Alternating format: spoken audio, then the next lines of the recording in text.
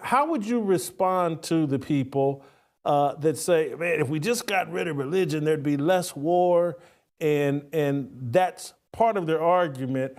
I'd rather stand on my obedience to Christ and have to deal with the consequences of occasional wars than sacrifice that and just become a passive person that we co-sign and sign off on everything.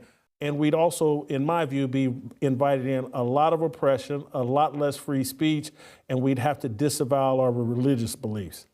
But your reaction? When you look at the history of mankind, it's actually the Christian cultures that are the most peaceful and the most tolerant. Now, we have our exceptions, but when you actually look at the numbers and you look at the death tolls and you look at the restrictions of freedoms, it's actually atheism that is the worst.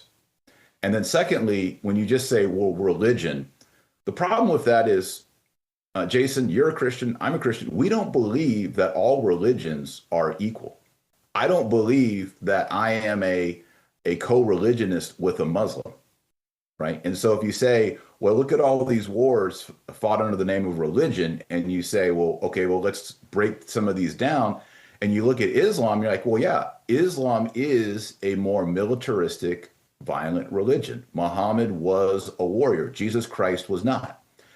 Jesus Christ died on the cross and rose on the third day. Muhammad was a warrior.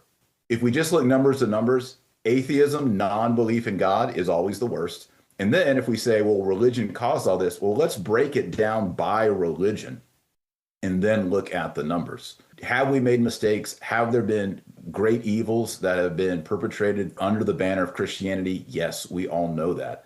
But when you really look at what kind of world do you want to live in, you want to live in a Christian world.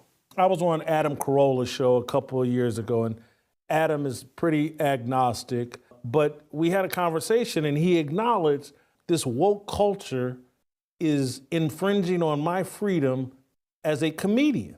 I was better off in a Christian culture that would laugh at itself, would allow me the freedom to speak and crack whatever jokes I want, than this very secular woke culture. And he acknowledged, I'd rather live next door to a Christian than some of these hardcore atheists and secular people. I think smart people, other people are like, hey man, we've tried this secular stuff. It doesn't work. And then those of us with a sincere Christian faith are finally waking up to like, hey man, they're forcing us to condone things that totally violate our faith.